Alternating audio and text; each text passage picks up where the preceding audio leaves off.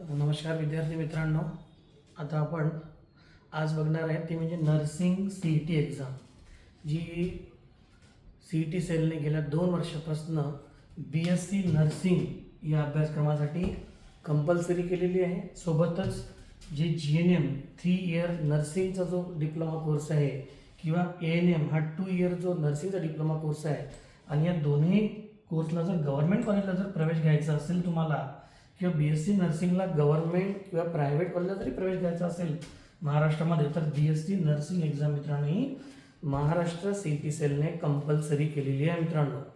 त्यामुळे जर तुम्हाला 12वी सायन्स नंतर बी एस सी नर्सिंग करायचं असेल तर, किंवा जी एन एम करायचं असेल किंवा एन एम करायचं असेल गव्हर्नमेंट कॉलेजमध्ये, तर nursing C E T exam compulsory केलेली आहे.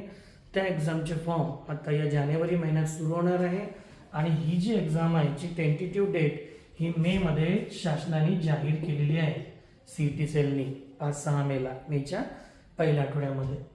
तर ही जी nursing C E T exam आहे ही कशासाठी मॅन्डेटरी आहे? बी एस सी नर्सिंग महाराष्ट्रामध्ये जर तुम्हाला करायचं असेल गव्हर्नमेंट प्रायव्हेट कॉलेजसाठी तरी नर्सिंग सी ई टी द्यावं लागेल, जी एन एम करायचं असेल गव्हर्नमेंट कॉलेजसाठी तरी नर्सिंग सी ई टी द्यावं लागेल, आणि ए एन एम करायचं असेल गव्हर्नमेंट कॉलेजसाठी तरी nursing C E T exam तुम्हाला देणे बंधनकारक आहे.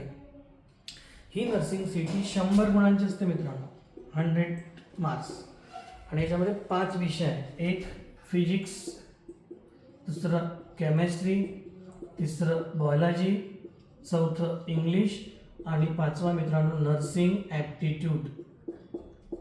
Each subject 20 marks, 5 subject 100 marks, आणि इथे सुद्धा निगेटिव्ह मार्किंग नाही आहे मित्रांनो. त्यामुळे तुम्ही जे प्रश्न येणार नाही ते तुम्ही तुमच्या लॉजिक बेस तुम्ही सोडवू शकता. म्हणून लक्षात ठेवा, 12वी सायन्सचे विद्यार्थी जर तुम्हाला नर्सिंग क्षेत्रात जायचं असेल तर nursing C E T mandatory आहे.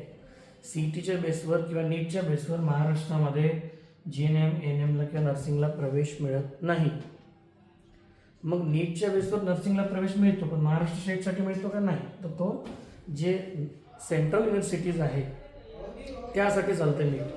आणि जी एन एम आणि ए एन एम प्रायव्हेट कॉलेजमध्ये जर करायचं असेल तुम्हाला, तर तुम्हाला नर्सिंग सी ई टीची गरज नाही. मग G N M A N M जर तुम्हाला गव्हर्नमेंट कॉलेजमधून करायचं असेल तरच नर्सिंग सी ई टी ही तुम्हाला कंपल्सरी आहे. ठीक आहे मित्रांनो. जर तुम्हाला या नर्सिंग सी ई टीमध्ये कमीत कमी बी एस सी नर्सिंगला 40% अट असते, 40% मिनिमम मार्क्स पाहिजे, तरच तुम्ही बी एस सी नर्सिंगला प्रवेश घेऊ शकता. जर समजा नर्सिंगला जर जागा नाही मिळाल्या, खाली राहिल्या, तरच हा इलिजिबिलिटी कट ऑफ कमी येतो, जसं यावर्षी आला, पण मागच्या वर्षी नाही आला. तर दरवर्षी व्हेरिएशन असते. म्हणून किमान 40% मिळेल तुम्हाला, एवढा तुम्ही अभ्यास करा. तुमचंच फिजिक्स केमिस्ट्री बायोलॉजी तुम्हाला इथे राहणार आहे 12वीचं, कळलं?